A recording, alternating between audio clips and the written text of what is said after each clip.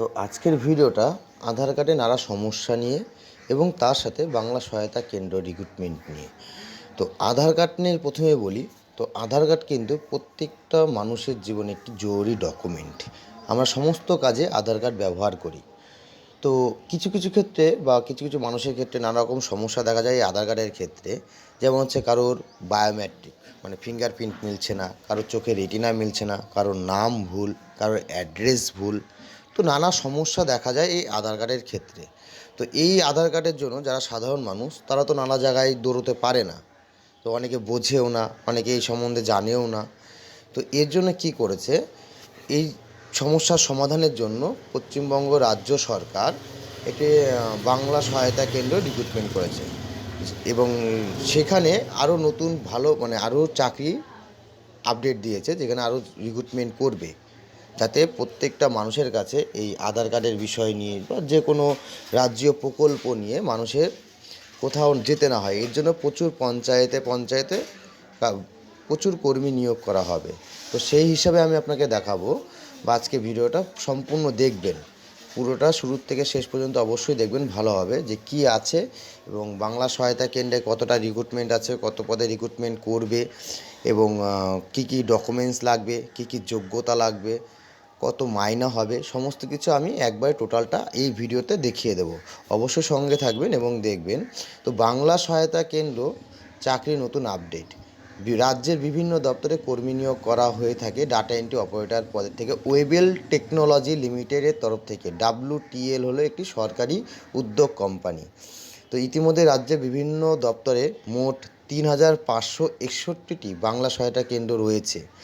মূলত এই সমস্ত রাজ্য সরকারের হরেক রকমের প্রকল্প কাজগুলো করা হয়ে থাকে।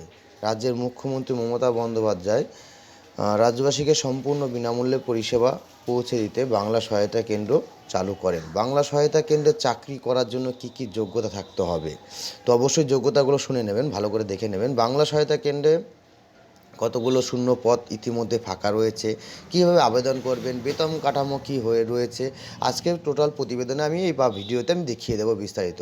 তো পদের নাম বাংলা সহায়তা কেন্দ্র ডাটা এন্ট্রি অপারেটর। তো যোগ্যতা কি দিয়েছে, এখানে যোগ্যতা দিয়েছে বাংলা সহায়তা কেন্দ্রে চাকরি করার জন্য আবেদনকারী শিক্ষাগত যোগ্যতা থাকতে হবে উচ্চ মাধ্যমিক পাস বা পাশাপাশি কম্পিউটার কোর্স থাকতে হবে মিনিমাম 1 বছরের। বয়স 18 থেকে 40 বছরের মধ্যে বয়স থাকতে হবে বাংলা সহায়তা কেন্দ্রে চাকরি করার জন্য। বেতন বাংলা সহায়তা কেন্দ্রে বেতন প্রতি মাসে 14,000 টাকা করে। শূন্য পদ আছে বা ভ্যাকান্সি আছে 2,928টি শূন্য পদ ফাঁকা রয়েছে বাংলা সহায়তা কেন্দ্রে, অর্থাৎ এখনও 1,464টি বাংলা সহায়তা কেন্দ্র তৈরি হবে রাজ্যে। এটি একটি একটি করে সেন্টার ও 2জন করে কর্মী নিয়োগ করা হয়ে থাকে। আবেদনের পদ্ধতি বাংলা সহায়তা কেন্দ্রে আবেদন করতে হলে আপনাকে অনলাইনে বাংলা সহায়তা কেন্দ্রের অনলাইন যেটা আছে, তো ওইখানে আপনার অনলাইন অ্যাপ্লিকেশন করতে হবে। তো এর জন্য WTL অর্থাৎ ওয়েবেল টেকনোলজি লিমিটেডের অফিসিয়াল ওয়েবসাইটে আসতে হবে। এরপর জব ভ্যাকান্সিতে ক্লিক করে অনলাইনে আবেদন করুন।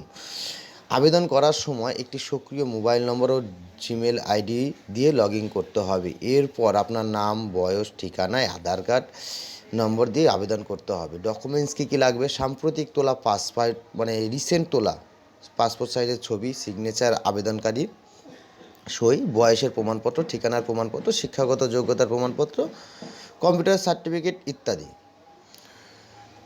তো উপরে যেসব সমস্ত তথ্য মানে আমরা যেসব পড়লাম এতক্ষণ ধরে, তো WTL ওয়েবেল টেকনোলজির থেকে বা BSK এর অফিসিয়াল ওয়েবসাইট থেকে সংগ্রহ করা হয়েছে এটা। আর বাংলা সহায়তা কেন্দ্রের মাসিক বেতন উল্লেখ করা হয়েছে। বর্তমান বাংলা সহায়তা কেন্দ্রে কর্মরত কর্মীদের বেতন ভিত্তি করে বর্তমানে বাংলা সহায়তা কেন্দ্রে নোটিফিকেশন প্রকাশিত না হলেও খুব তাড়াতাড়ি বাংলা সহায়তা কেন্দ্রে কর্মী নিয়োগে নোটিফিকেশন প্রকাশিত হচ্ছে। তাই উপরে ডকুমেন্টসগুলো এখন থেকে আবেদনে আপনাদের কাছে রাখার চেষ্টা করুন। তো বুঝতে পারলেন এখানে কি কি ডকুমেন্টস লাগবে, কি কি দরকার। তো বাংলা সহায়তা কেন্দ্রের অ্যাপ্লিকেশন করার জন্য কি কি যোগ্যতা লাগবে। তো আপনারা এইরকমভাবে রেডি থাকবেন। তো যখনই অনলাইন অ্যাপ্লিকেশন শুরু হয়ে যাবে তো আপনাদের অতি অবশ্যই আপনার এই অ্যাপ্লিকেশনের সিস্টেমটা আপনাদের এই ভিডিওর মাধ্যমে জানিয়ে দেওয়া হবে।